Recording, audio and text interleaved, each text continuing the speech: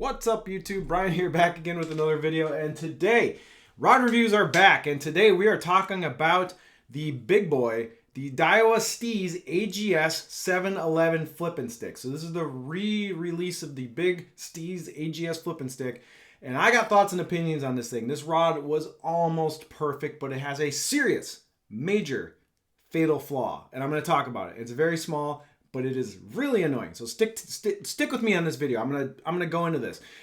So first off, I got this rod review has been a long time in the making. I've owned this rod since last fall. I'm up in Minnesota. In fall, there's not really a flipping bite. You don't need a 711 rod in the fall in Minnesota. The vegetation starts to die. You can just use a regular medium heavy or long. You don't need a big punch and stick in the fall. So I waited to do this review because I want to actually flip real heavy with this thing and put it through its paces. So right now we're in August. I've been flipping with this rod most of the summer here in Minnesota, so I have a ton of seat time. You can see how dirty the handles are on this thing. I've been beating the crap out of this rod for the last 2 months.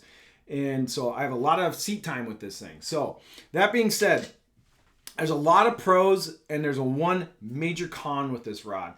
And we're going to dive into that. So first off, it's $550. So there's a lot of automatically got a question. Do you really need a $550 heavy flipping stick? No, you don't. The reason you don't is because most of the time when you're flipping heavy, you're flipping braid and you're flipping, 30 to 50 to sometimes people even flip 60-pound braid. So when you're flipping heavy braid with heavy weights into shallow cover or mats or whatever, you don't need a lot of sensitivity. You don't really need an expensive rod because that heavy braid is really going to transmit those bites. And you know when a bass bites a heavy flipping package when you throw it into the mat. You feel that tug, you feel it, and you crack them. Flipping sticks is mostly about just raw punching power, right? Like you just need a really responsive, easy to handle blank with a lot of power to crack them and get them out of that cover, right? So this is extremely bougie. Like there's really not that many high-end flipping sticks for $550. There's a couple GLX flipping sticks, but there's not really an NRX flipping stick. There's not a lot of competition up in the $500+ space for flipping sticks. That being said, is this a good one? Now, for many years, I've been running the Megabass Warhammer, which is very similar spec to this rod. It's almost really the same rod in a lot of aspects. Now, this thing is rated up to 2 ounces.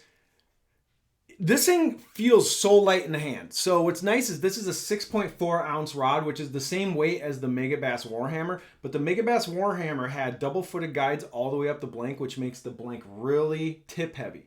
So the balance point on the Warhammer, as you look at if you watch my Warhammer review, is way up here in the blank. So it's really, really tip heavy.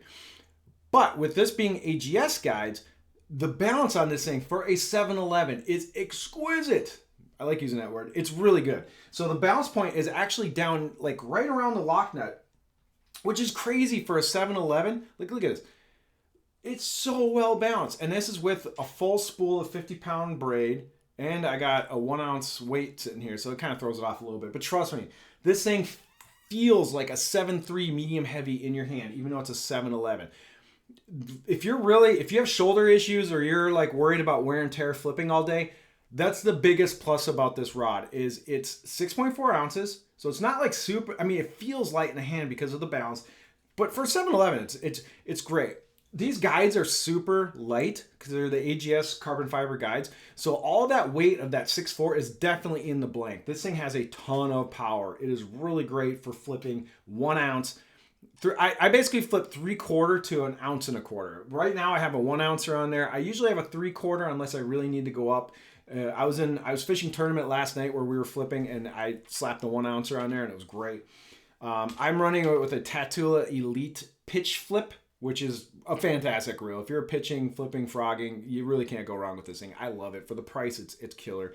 Got the big 100-meter handle. Anyway, this isn't a real review. We're gonna talk about the rod. So anyway, balance is amazing. Fit and finish, these things are a looker. You get that little red hit right here. You got a beautifully machined metal lock nut.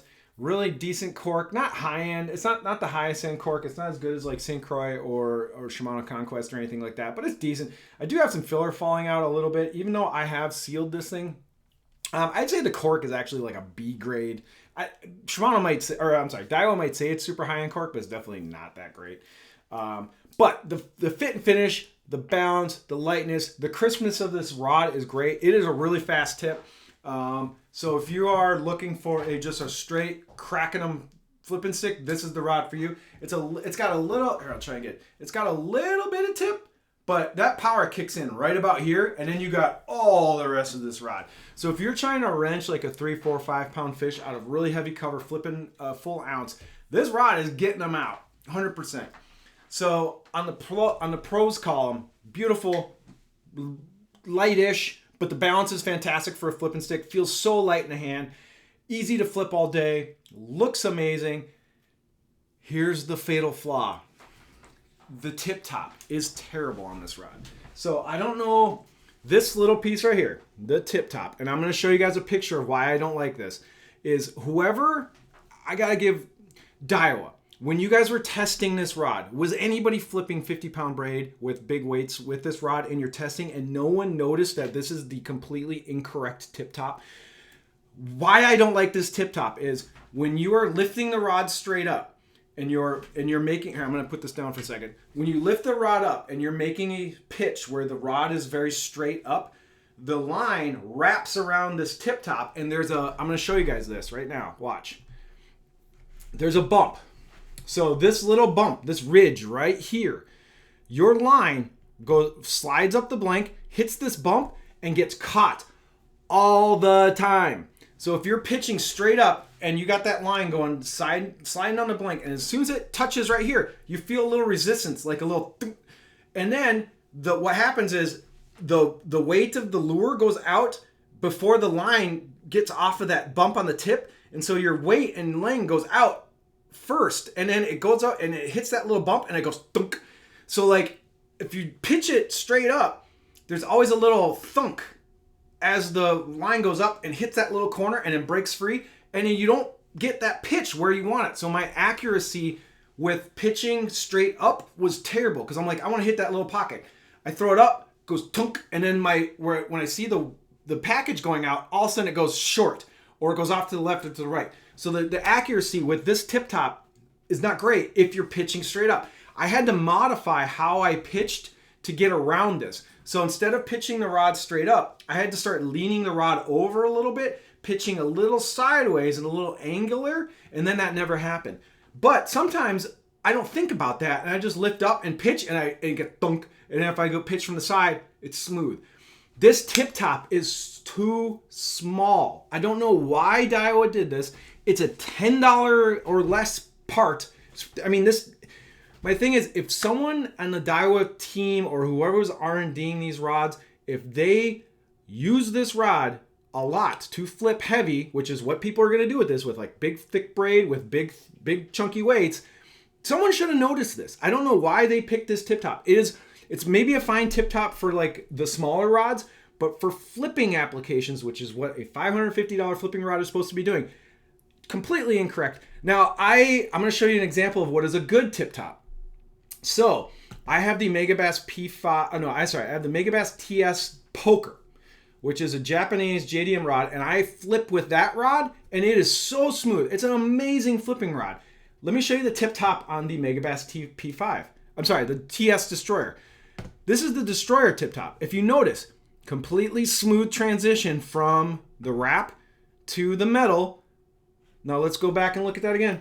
See the bump, the ridge, bump, resistance? No resistance, smooth. So the tip top on the TS Poker is fantastic, perfect for pitching. I can make any pitch I want and that package just goes out. I pitch with the Steez AGS. Steez AGS, not so much. Gets a little weird. So I just gotta say, I don't understand what Daiwa is thinking with this. It's a big fail on this rod. Now, that being said, you can fix it. So I talked to a rod builder friend of mine, and he's like, well, we could just pop that tip off, put a $10 tip on this. That's going to be a much better flipping tip for when they build flipping rods. That's what they do. So he's like, bring it in the shop, $10, we'll fix it.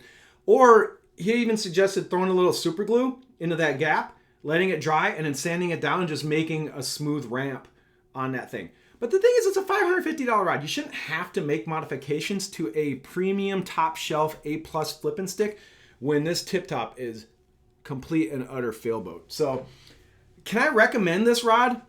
No, I can't. I love using it. It's great, but that one flaw makes this thing really like out of the box. It should be fantastic. It should be purpose built for flipping. I mean, it literally says on the handle, it's printed on the handle, pitch, flip, punch rod. So it's purpose built for that, but they used a tip top that's great for not, they should have said, hey, we're going to use a different tip top for the flipping stick because every time we make pitches, it grabs onto that little ridge and it's driving our pro staff nuts. I could have told them this if they would have handed me this rod for a week and let me flip with it. I would have been like, tip top's wrong, gotta change it. It's gonna be way smoother. People are gonna like it better, but done. So anyway, I have to, like, if you buy something, like if you buy the most amazing pair of shoes, but if your pinky is just touching the thing and it's slightly uncomfortable, doesn't matter how much the shoes cost, you're not gonna love it, right? So I gotta say, while I wanted to really, really love this rod, that one small flaw makes this thing not a fun experience. Now, I gotta tell you a story. Last night, I pitched the bait out. I had the tip up. The line hit that little ridge. So the line hit the ridge and then actually looped around itself. So I had a situation last night in a tournament, mind you, where I flipped out. The line wrapped around the tip because it hit that ridge and the wind moved it. And anyway, it got wrapped around. I noticed it got wrapped around and I started to set the rod down to unwrap it by hand. And then the line went super tight because a fish bit it, pulled the line, and it actually created a knot on the top. So it wrapped around itself. The fish took it. And then I'm like reaching out and I see the line go tight and I'm like, oh, I got to bite. So I grab the rod again. I lift it up to set the hook. I try to turn the handle. No line's pulling in because I got a knot now around the top. So I'm pulling on the fish. I can't reel it in. I hand the rod to my partner on the boat, my co-angler. He holds the rod. I grab the line. I try to pull the fish in. He's gone. So I missed the bite. I missed a fish. And it was a complete and utter shit show on the water because of this stupid tip top. Totally screwed me on this fish on the tournament. So Daiwa, I love you. You're a great brand. But you boned this rod up. You just did. So anyway, I got to make a decision. I either got to do the glue trick on this thing, sand it down, replace it. I got to do something because the way I'm using this rod all the time, I can't handle it anymore. It's just driving me nuts. And last night was kind of the final straw with losing a fish in the tournament. So anyway, I hope if you're shopping for this rod, this is helpful. This rod is really hard to find. Most shops are not carrying this thing at the moment because they're hard to keep in stock, and shipping this thing because it's 7-Eleven and shipping prices right now, it's really expensive to ship this. Tackle Trap does have these in stock. Omnia does not. Maybe Tackle Warehouse does, but good luck finding one of these. But if you can find them and you want to try the super high-end bougie rod, these are out there. If you have the old Steez AGS flip and stick, you might not really want to upgrade. I don't know if it's, you might want to keep the classic one. And not be super FOMO'd out about this one. I mean, let's be honest. Tip tops are $3-4 parts. It's not a big deal to fix it, but you shouldn't have to. Daiwa has, how many guys are in Daiwa's pro staff? 1,000? They have like 1 million professional anglers on their pro staff. No one picked this up and figured this out. It just drives me nuts. I mean, what are you doing with your pro staff? If you're not letting them R&D and test products and make better suggestions on things and making improvements before it goes to market, what's the point of having pro staff? That's what they should be there for, or product testers. Anyway, that's my rant. I like the rod. It has one fatal flaw, which means I can't recommend it. So, it is what it is. I hope this review is helpful. I wish I would loved it. I wish I could just give this amazing glowing rod review. It is crazy sensitive. You feel everything when you're flipping with that rod. The sensitivity is amazing. There's certain times where I would pitch it out and the wind would rub against a lily pad or a piece of stick or something. And because I could feel even just the line just rubbing along some piece of cover, I thought a fish was pulling on it. So there's been multiple times where that thing is so sensitive. When I flipped out, I thought I had a bite when I didn't. It's just because that line is coming in contact with something offering a little resistance, and you're like, oh, I think a fish is tugging at. Oh, no, it just rubbed on a stick or something like that. So the sensitivity is out of this world on that rod. Fit and finish is great.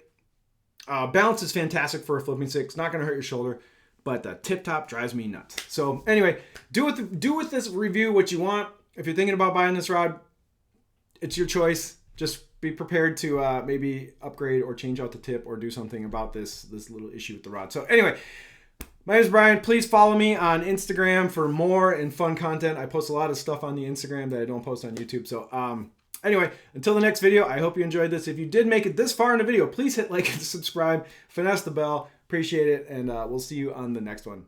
Later.